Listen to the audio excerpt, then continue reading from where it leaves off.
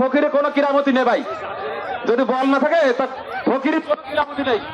এই গৌড় দৌড় আমাদের এই ইন্দিরা গ্রাম ও অত্র এলাকার লোকের একটা আনন্দ উৎসব। এই গৌড় দৌড় উপলক্ষে অনেক আত্মীয় স্বজন এখানে আসেন।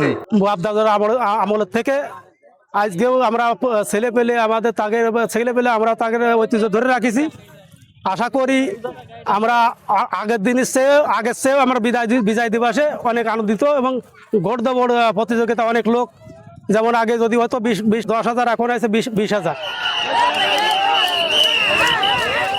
বহুত জায়গা দাঁড়াইছি, কত জায়গার নাম খাবো, ওই মন্দিরামপুর, কেশবপুর এই লাইনে দাঁড়াই বেড়াই, আপনার মাগুরার লাইনে দাঁড়াই, মেলা জায়গা দাঁড়াই, গুড়া নড়ালে হ্যাঁ নড়াল লাইনে দাঁড়াই, বুঝেছেন। আমরা এই তোমাতে 20-25টা প্রাইজ পাইছি। গত বছর আপনার 11টা মাঠ দাবড়াইছি, 9টা মাঠে আমরা পুরস্কার পাইছি, খালি 2টা মাঠে পাইনি। আর এবার মাঠে মনে করেন যে শুরু করছি 2টা মাঠ। গত মাঠে হয়েছিলাম হচ্ছে আপনার নাম্বার 4, মানে আর একটা আড়ঙে, আর আজকের আড়ঙে পরপর 2 মুঠি আমরা নাম্বার 1 গেছি।